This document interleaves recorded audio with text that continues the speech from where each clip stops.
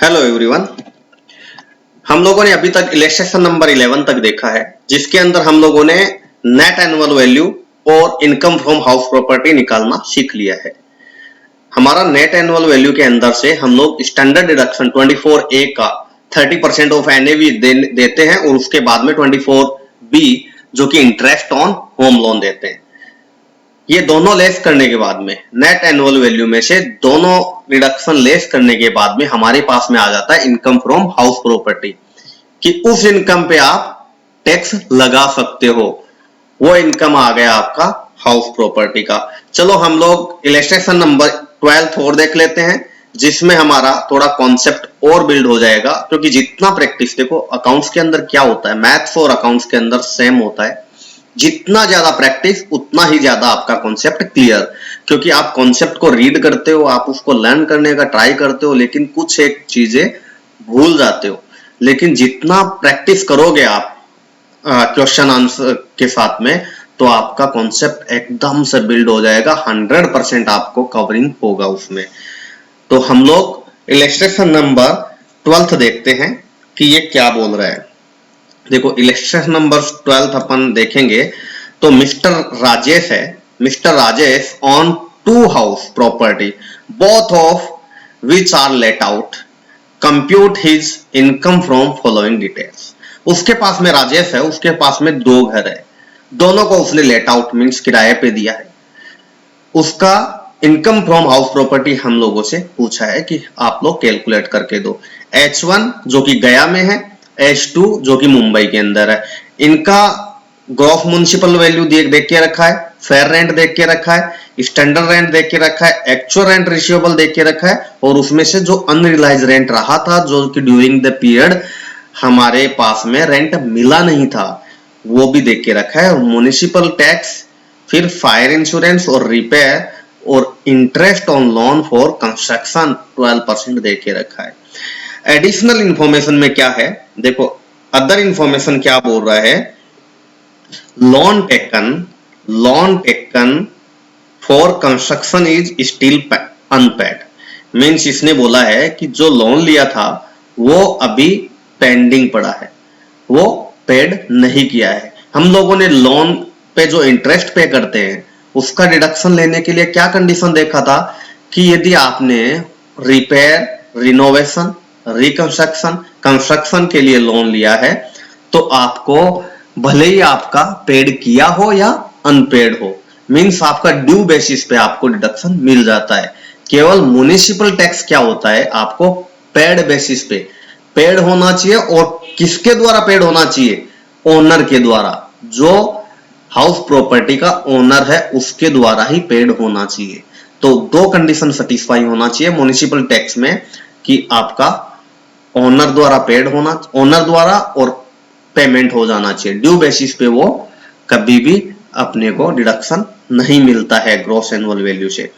Municipal tax of, second में क्या देख के रखा है बी पॉइंट में, कि municipal tax of H1 is still unpaid. अभी देखो H1 के अगेंस्ट में इसने म्युनिसिपल टैक्स देख के रखा है, ये बोल रहा है कि आपका अनपेड है, मींस पेड नहीं किया है। अब पेड नहीं किया तो हम लोग क्या मानेंगे कि उसको डिडक्शन नहीं देंगे, उसको वो लेस करने को नहीं मिलेगा। जबकि that of H2 is half paid by tenant. इसने बोला कि H2 जो हाउस प्रॉपर्टी है उसमें हाफ किसने पेमेंट किया है, टेनेंट ने। इसका मतलब हाफ किसने किया, ओनर ने। इसने क्लियरली देख के रखा है कि H2 का जो आपका 1000 रुपीज ये पेमेंट कर रहे हो आप म्युनिसिपल टैक्स का, वो पेड कौन करने वाला है, कि 50% तो करने वाला है आपका, ये 1000 रुपीज था, ये 1000 रुपीज, इसमें से 50% तो कौन पेड कर रहा है, टेनेंट। तो जो बाकी बचा 50% कौन पेड कर रहा है, ओनर। तो ये चीजें हमें ध्यान रखना है। अभी हम लोग क्या कर लेते हैं, हम लोग करते हैं कि आपका हाउस प्रॉपर्टी का इनकम का कैसे कैलकुलेशन करें। तो हम लोग हमारा ले लेते हैं white board.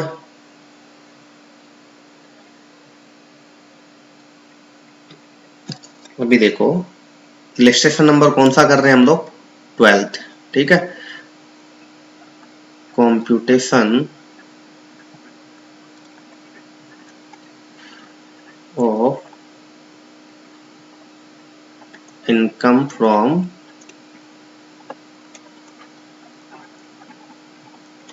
house property for the assessment year। कौन सा असेसमेंट ईयर देख के रखा है इसने?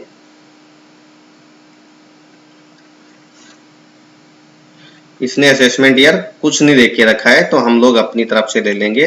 अभी कौन सा असेसमेंट ईयर चल रहा है? 2022 टू 2023। ठीक है। अभी देखो, सबसे पहले हम लोग लिख देते हैं पर्टिकुलर्स। प्रॉपर्टी कौन कौन सा है? H1 और H2 दोनों का। यहाँ पे सबसे पहले हमें क्या निकालना पड़ता है? Expected rent.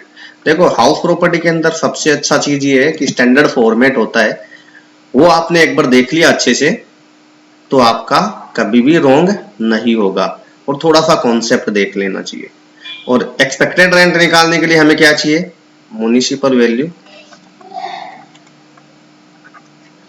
म्युनिसिपल वैल्यू जिसको हम लोग दे देंगे स्मॉल ए, और दूसरा हम लोग कंपेयर किससे करेंगे?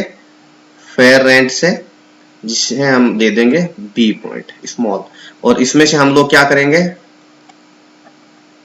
Higher of above A and B, और इसको हम लोग दे देंगे सी पॉइंट। फिर इन दोनों में से जो हायर आ जाएगा उसको कंपेयर किससे करेंगे? स्टैंडर्ड रेंट से।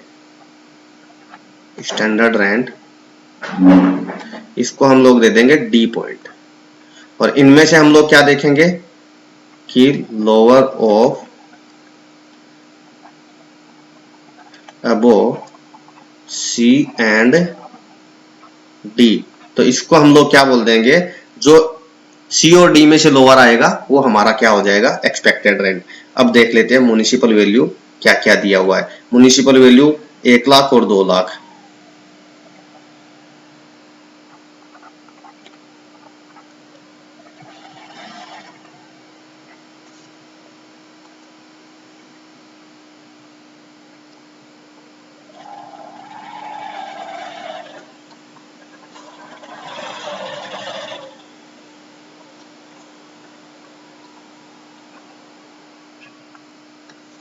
एक लाख 2 लाख, और फेयर रेंट देख कर रखा है 95,000 और 210। इन दोनों में से हायर कौन सा है? 1 लाख। इसमें से हायर 2,10,000। स्टैंडर्ड रेंट कितना है? 90,000 और 2 लाख। 90,000 और 2 लाख। इनमें से लोअर सी और डी में से लोअर कौन सा हो गया? 90,000 और 2 लाख। ठीक है। इसके बाद में हमारा आता है बी पॉइंट। बी पॉइंट क्या आता है?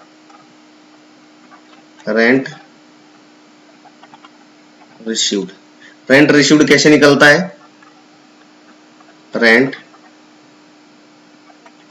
Receivable less unrealised rent. ठीक है। रेंट रिसीव्ड कितना है? रिसीवेबल कितना है हमारा? एक्चुअल रेंट रिसीव्ड 1 लाख और 180।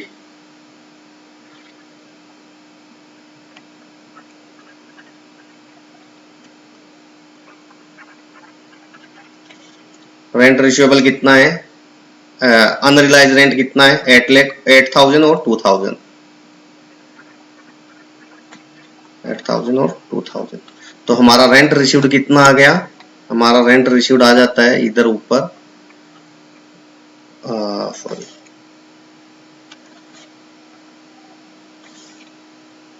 यहाँ पे लिख देते चलो 92,000 और यहाँ पे 178।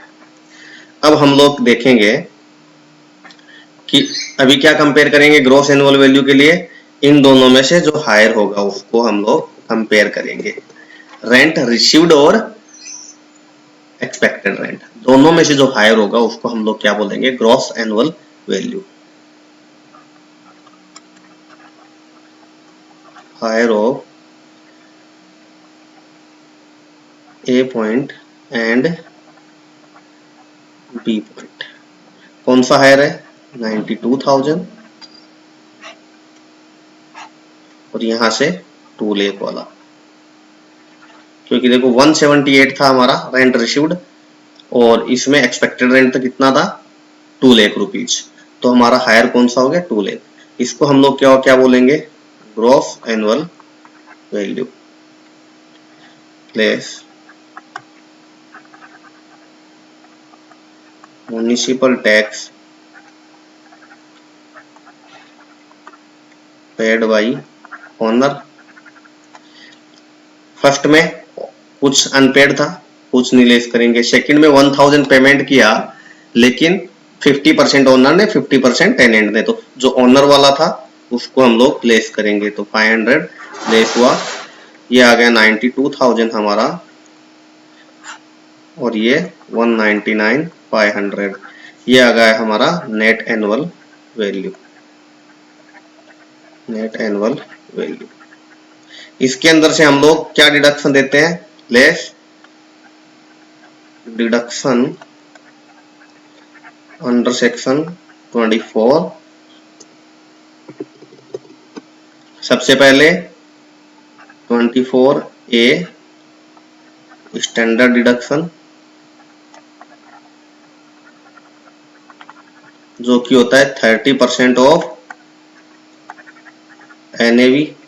92,000 का 30% हम लोग निकालेंगे तो कितना आने वाला है, आप लोग कैलसी से चेक करो, मैं भी चेक कर लेता हूं।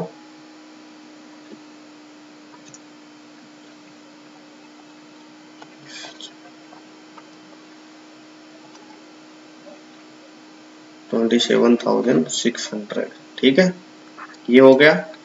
और इसमें कितना आने वाला है, सेकंड में 59,850।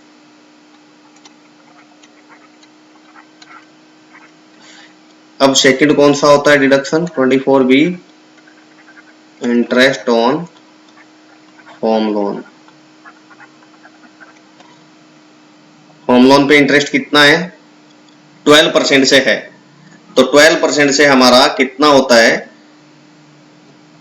देखो कितना लिया था उसने लोन, इसने डायरेक्ट दे के रखा है 10,000 रुपीज,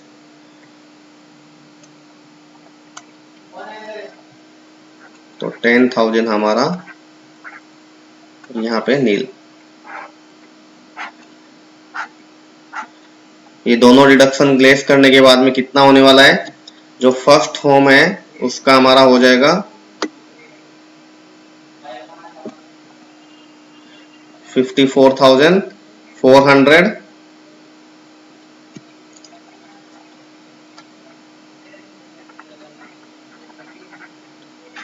और जो हमारा सेकंड है उसका हो जाएगा 139,650।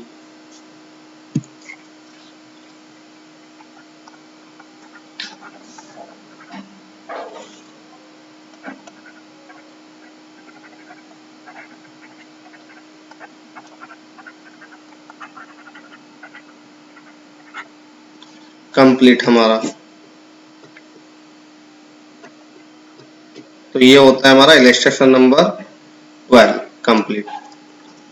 Thank you.